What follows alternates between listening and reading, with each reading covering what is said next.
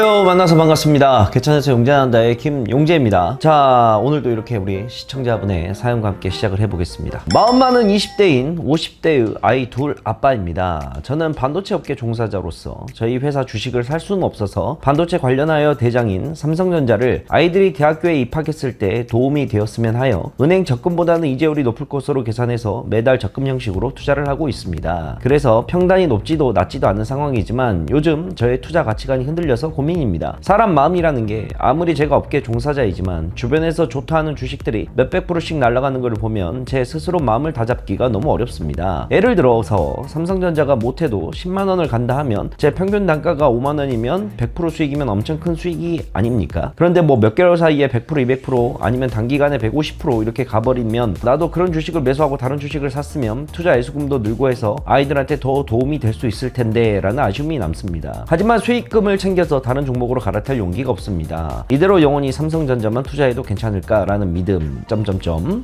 계속 가져가도 될까요? 라고 이렇게 사연을 주셨네요. 참 주식을 하다 보면 우리가 느낄 수 있는 많은 딜레마 중에 하나인 문제인 거죠. 견물생심이란 말이 더 잘 어울리겠네. 자, 예전에 제가 그런 게 좀 있었어요. 이게 어떤 게 있었냐면 제 경험담에 좀 비추어 본다 그런다면 제가 학창 시절에 좀 많이 어려웠을 때가 있었습니다. 집안 환경도 뭐 그렇게 썩 좋지 못하였고 뭐 집이 풍족해서 뭐 내가 원하는 걸 다 가질 수 있는 환경도 아니었었고 그럴 때마다 혼자서 했던 많은 생각들이 있는데 그 중에서 하나가 눈에 보이지 않으면 욕심도 안 생긴다라는 생각을 제가 머릿속에 많이 했었어요. 그래서 그러니까 흔히 말해서 내가 눈에 결국은 안 보이면 돼. 이게 뭔 말이냐면 이게 눈에 보이는 게 많으면 자꾸 욕심이라는 게 많이 생기더라고요. 그러니까 예전에 제가 좀 한때 좀 어려워가지고 밖에를 안 나간 적이 있었어요. 거의 한 반년간 정도를 6개월 정도를 밖으로 안 나가고 그냥 집에서만 거의 있었던 시기가 있었는데 그때는 뭐 우울증이 와서 안 나간 것도 아니었고 밖에 나가기 싫어서 안 나간 것도 아니었고 언제든 제가 나가기만 한다 그런다면 할 수 있는 것들이 참 많았음에도 불구하고 저는 일부러 밖을 나가지 않고 그냥 집에서 집콕 그다음 집순이 집돌이 이런 식으로 생활을 했었는데 왜 그랬었냐면 이게 눈에 보이는 게 자꾸 많아지면 갖고 싶은 게 너무 많아지고 욕심이라는 게 계속 생겨버리더라고요. 자꾸 이게 그러니까 나의 욕심은 계속해서 올라가는 반면에 내가 그걸 하지 못해버리니까 자괴감이 생기더라고. 예를 들어서 내가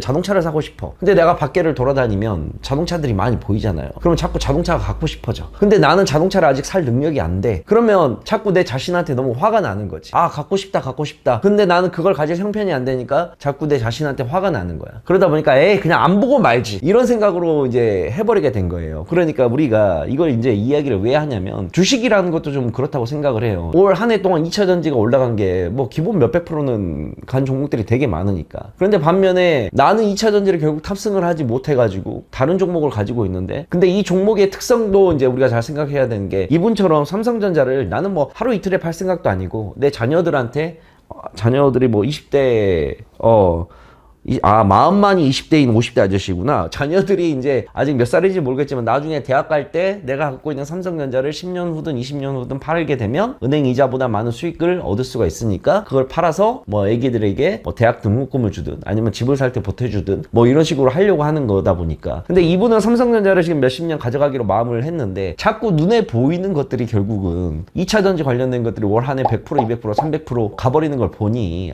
삼성전자를 10년, 20년 들고 가서 100% 수익 볼 바에 차라리 2차전지를 지금 사갖고 10년, 20년 들고 가는 게 맞지 않을까라는 생각도 이제 들어요. 근데 이게 참 맞다 아니다라고 하실 수는 없어요. 결국은 이게 주식이라는 것도 순환매가 이제 결국은 이제 도는 거거든요. 하염없이 2차전지가 뭐 10년 내에 뭐 계속 쉬지도 않고 올라가지는 않을 거예요. 2차전지 쪽에 결국에는 수급 자체가 좀 어느 정도 꺾이게 되면 이 수급들이 반도체로 갈 것이고 또 반도체가 또 소외됐다가 다시 중심으로 올라서 반도체가 올라가게 되면 다시 또 2차전지가 올라가게 될 것이고 결국은 큰 우리가 줄기로 봐서는 2차전지가 됐든 반도체가 됐든 결국에는 반도체는 그동안 우리나라의 경제를 이끌어왔던 주요 산업이었고 2차전지는 이제 우리 주요 산업으로 발돋움하는 과정이고 이제는 양 시장 자체가 이제 같이 성장하는 구도에 올라가는 모습이기 때문에 결국엔 반도체가 됐든 2차전지가 됐든 결국에는 우리가 10년, 20년을 보게 된다 그런다면 우리에게 만족할 만한 수익은 주지 않을까라고 생각이 저는 개인적으로 많이 들어요. 그래서 저는 개인적으로 개인적으로 이분께서 지키고자 하는 뚝심을 계속 지켰으면 좋겠어요. 메인은 반도체 삼성전자 두고 올라간다 생각하고, 어차피 이거는 내가 하루 이틀 보기에 아니라 우리 아들들 우리 딸들 먼 미래를 보고 조금씩 적금식으로 사놓는 거기 때문에 이건 메인대로 가져가는 거고, 이거 말고 이제 돈 여윳돈이 좀 생긴다 그런다면 소액이 됐든 얼마가 됐든 2차 전지든 뭐든 이거 조금씩 사가지고 또 수익을 본다 그런다면 양방향으로 우리가 충분히 다 잘 되지 않을까라고 저는 개인적으로 생각을 합니다. 이분께서는, 시청자분께서는 이게 지금 반도체가 메인인 거예요. 어떤 분들은 또 2차 전지가 메인일 수도 있겠죠. 뭐가 메인이었던 간에 본인들이 매매하고자 했던 방향과 원칙은 절대 흔들려서는 안 된다는 게 제 개인적인 생각입니다. 그래서 메인은 잡고 그 다음에 사이드로 내가 이제 무엇을 할 수 있는가 매매를 하는 게 맞지 않을까라고 저는 생각을 하고 있어요. 주식을 하다 보면 많이 흔들립니다. 아까 처음에도 이제 얘기했다시피 특히 이제 주식을 하다 보면 매일마다 이제 또 종목을 자꾸 보게 되면,